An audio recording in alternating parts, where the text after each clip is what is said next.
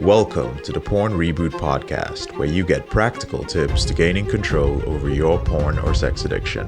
We help ambitious men end their out-of-control sexual behavior with pornography, sex, and masturbation so that you can maximize your life, perform at your potential, and remain in control in the driver's seat, which is where you have to be in order to gain or maintain the success you want in life. I'm your host, J.K. Emezi, certified sex and porn addiction recovery coach. Welcome to the episode.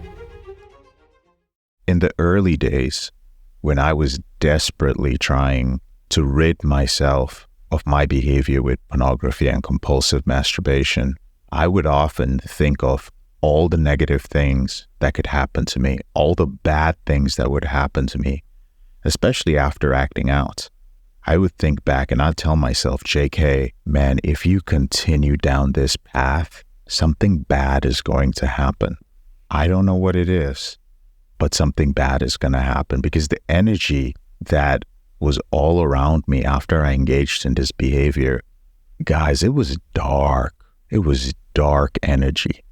There was nothing good about it. I was living in fear of myself and my inability to stop this. You know that panic you get when you tell yourself that you're really going to stop and you've given it everything? You're just like, I swear it, this is the time.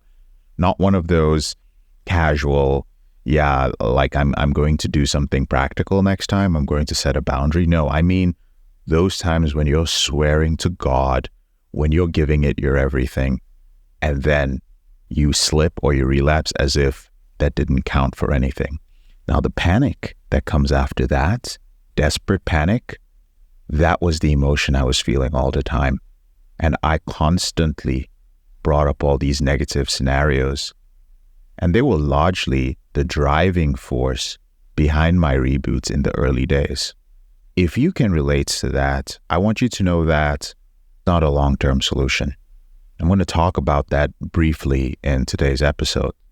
You might find this hard to believe, but I hope that by the end of this episode, you'll understand what I'm saying and you will believe it.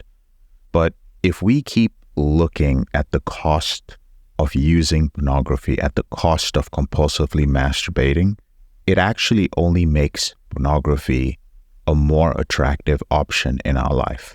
And this is because most of the time, our compulsive behavior with pornography is an attempt to escape or feel better about something deeply negative in our life, an emotion we don't want to face or we don't know how to deal with, a situation we don't want to think about, an unresolved issue in our life that we do not have the solution for, or some past trauma, something which happened to us in our past which we did not have the emotional capacity to process at that time.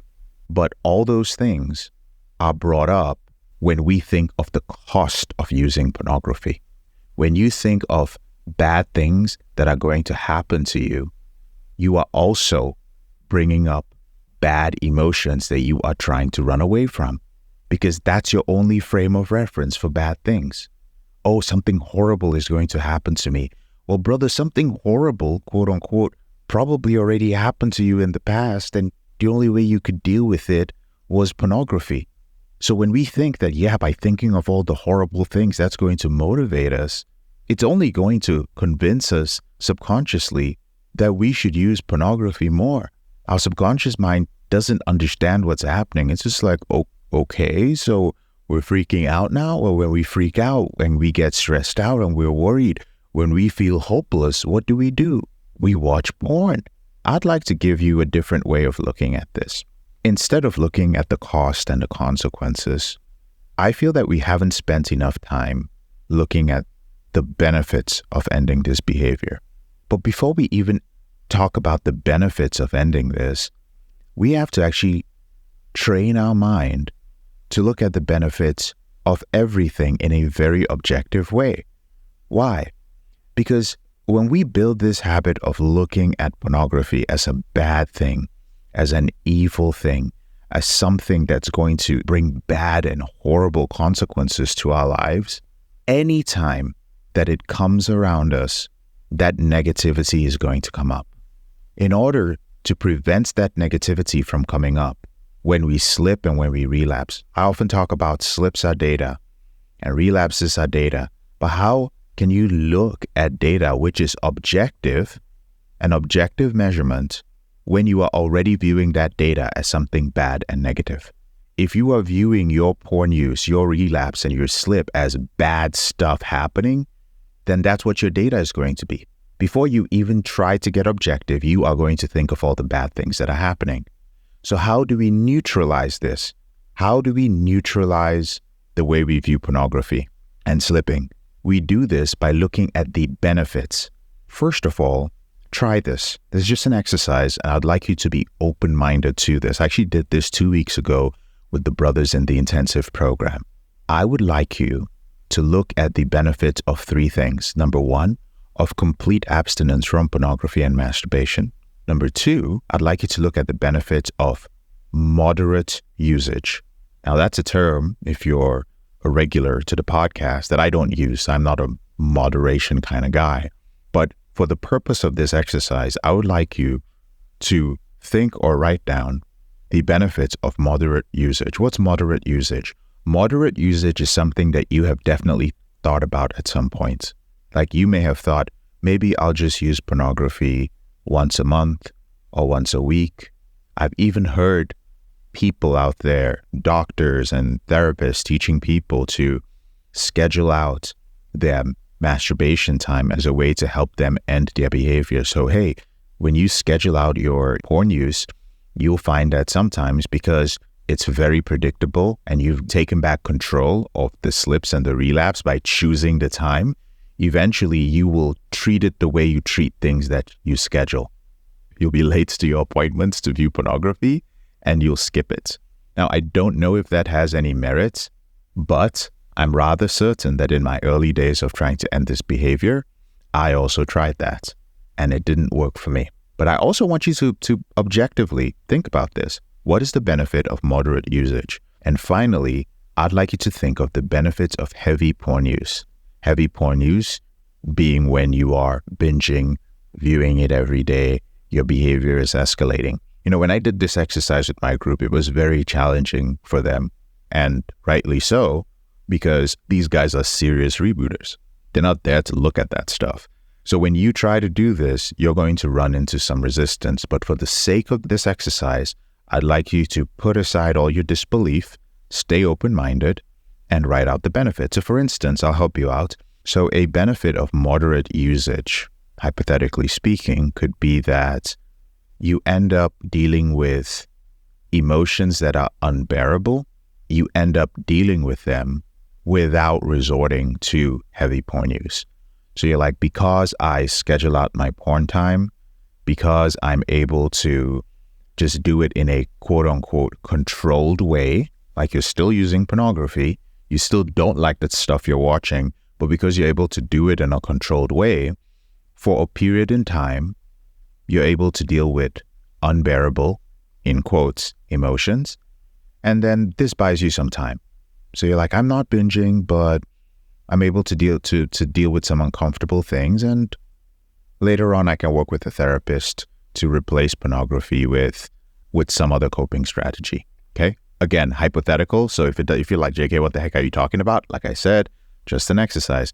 Another benefit of moderate usage could be that if you don't have access to sexual intimacy in your life now, this could be something that prevents you from maybe engaging with escorts or engaging in creepy behavior with women or desperate behavior because your natural sexual urge feels overwhelming. And of course, you guys can already think about the benefits of not using and looking at the benefits of heavy porn use. Like, what are the benefits of heavy porn use? Like, I would much rather use pornography heavily than take my own life. Like, I'm severely depressed and pornography is the only thing that releases enough dopamine to give me joy. Maybe you're at a stage, unfortunately, I hope you're not, where you're like, dude, the only thing I look forward to in my life is porn. That's the only thing I look forward to. If porn was not in my life, I think I would be in a very bad place. Again, thought exercise. Now, I'd like you to look at these things and then determine if one of these is better than the other. So is not using better than moderate usage? Is heavy porn usage better than moderate porn usage based on your unique situation? There's only one rule while you're doing this. While you're doing this exercise, you will not look at the consequence or the cost of the consequence. Not at all. You're only going to look at the benefits. That's all I need you to do. Now, you may be wondering, JK, what's the purpose of doing this exercise? The purpose of doing this exercise is to realize that too many times we have been ignoring the reality of human behavior.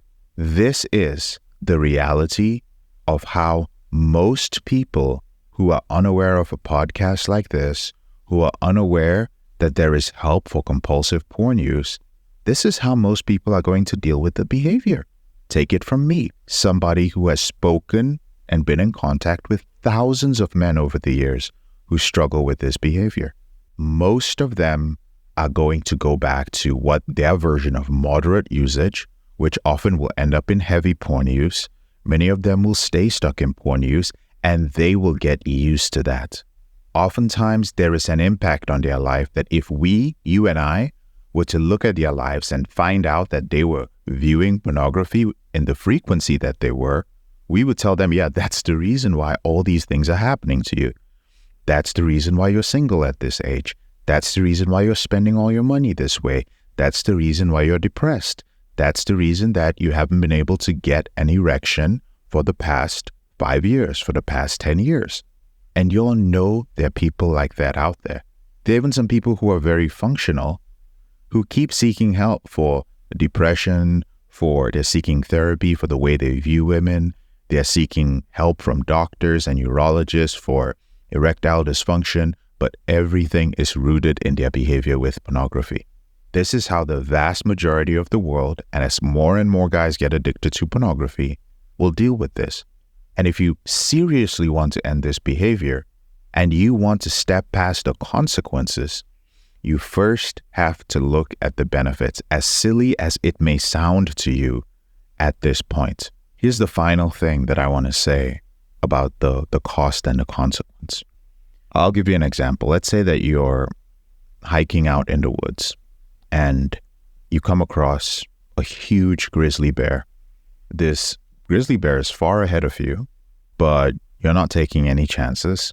So you slowly take a step back. And the moment you do, you step on a branch and there's a loud crack in the woods. Grizzly turns and faces you. You feel something close to you brush against your leg. You look down and you're horrified. There are 2 bear cubs right next to you. The grizzly is the mama bear. You look up and you see the grizzly just rumbling towards you, just muscles shaking, saliva just coming out of its mouth, and you're frozen in place. At that moment, many things are going to go through your mind. In a very few seconds, studies have shown that when people are in emergency situations like this, the amount of data that our brain can process is phenomenal. You're going to probably think of things you've read. It's going to pull data from your memory to save your life. Do I lay down and play dead? Do I make noise? Do I yell at it? Do I climb a tree? And it will give you instantaneous responses. Fuck laying down. Bear cubs are there. This is not even an option. How am I going to scream at this thing or yell at it or make noise? It weighs like 600 pounds. There's no point in climbing a tree. I remember watching something on social media or a documentary that shows that bears are powerful climbers. And you're going to run. Now, first of all, there are consequences to you standing there. We all know what the consequences are. You're going to get mauled and probably eaten. But why do you run? Do you run because of the consequence? You might think that first. You might think at first that, hey, I'll run because of the consequence. But the truth is, when you stood there, in those few seconds, you were processing your situation. And you were processing your situation to look at the consequences of the next action you would take. But ultimately, you took one action, and that action was to run. That's the action you're probably going to take. Why? Because the benefits of living far outweigh any possible consequences of standing there. I'll say it again. The benefits of living, your future is far greater than your past. Even after those few seconds of processing everything, all those few seconds were immediately in the past. The future is the most motivating thing to us. Our survival and all the things that come with it. So you run towards a better life. You run towards love. You run back to your wife. You run back to your kids. You run back to your potential. You will run. Consequences are never motivating in the long run. All consequences do is fill our future with fear. That is all they do. We have one future ahead of us, and you have a choice. You can choose the benefits, or you can choose the consequences. Now, I'm not making an argument that consequences don't matter. The truth is that it is the consequences that gets you to take action. The consequences are going to get you into the program. And most of the guys in the program agreed, like, hey, it was the consequences that got us here. It is the benefit that is going to give you the stamina.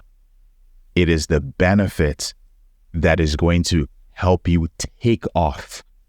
And oftentimes when, and I want to make this clear, when brothers reach out to work with Porn Reboot, to join one of our programs, to work with some of the coaches one-on-one, it doesn't mean that you are ready.